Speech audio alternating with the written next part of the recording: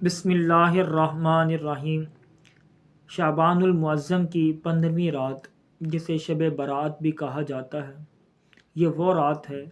کہ جس رات میں اللہ سبحانہ و تعالی بنو قلب کی بکریوں کے بالوں کے برابر لوگوں کو جہنم سے آزاد فرماتا ہے، اور یہ وہی رات ہے کہ جس میں نامہ اعمال اللہ رب العالمین کی بارگاہ میں پیش کیے جاتے ہیں۔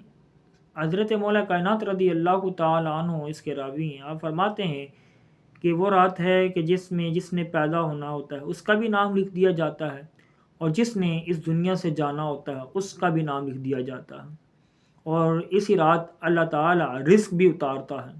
اور نامہ اعمال بھی رب العالمین کی بارگاہ میں پیش ہوتے ہیں۔ اور یہ وہی رات ہے کہ اس کے بارے میں حضرت مولا کائنات ہی فرماتے ہیں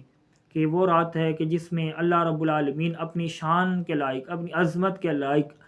آسمان دنیا پر نزول فرماتا ہے، اور فرماتا ہے کوئی رزق طلب کرنے والا میں اس کو رزق دوں،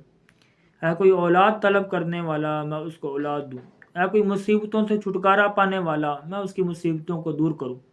تو یہ وہ رات ہے، اس رات کو آباد فرمائیں اور اللہ رب العالمین کی بارگاہ میں توبہ کریں، اور رسول اللہ صلی اللہ تعالی وسلم کا